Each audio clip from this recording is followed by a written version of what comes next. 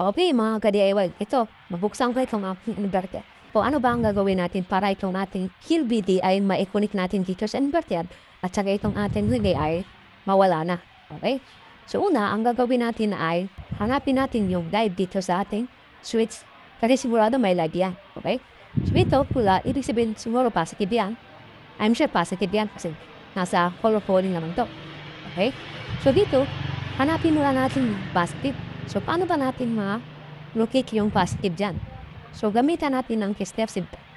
So, lagay natin yan sa DC. Dito ko ilalagay. At dito sa LPD.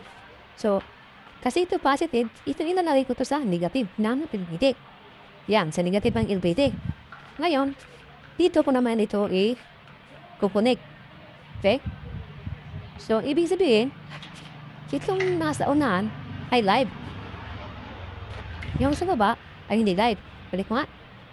So, ito yung sa unahan is live. So, ibig sabihin mga ka-DIY, ito yung ating i-condemn. Ito yung sa baba yung gagamitin natin na i-connect dito sa ating LVT.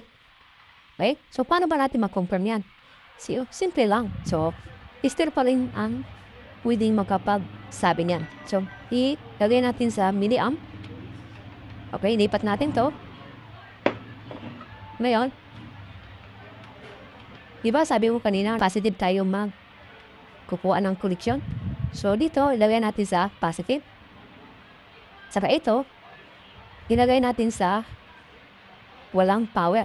So, kapag inilagay ko to dito sa baba na walang power, na wire, ay kailangan iilaw to kung gagana itong inverter. Okay? Kaya yan. So, gumana yung inverter natin, tumakbo yung inverter natin. So, confirm na dito tayo mag-connect ng wire galing dito sa ating LVT. So, yung sa taas ay live to, i-condemn natin to. Itong sa baba ay dito tayo mag-connect galing dito sa LVT para itong relay natin ay mawala na.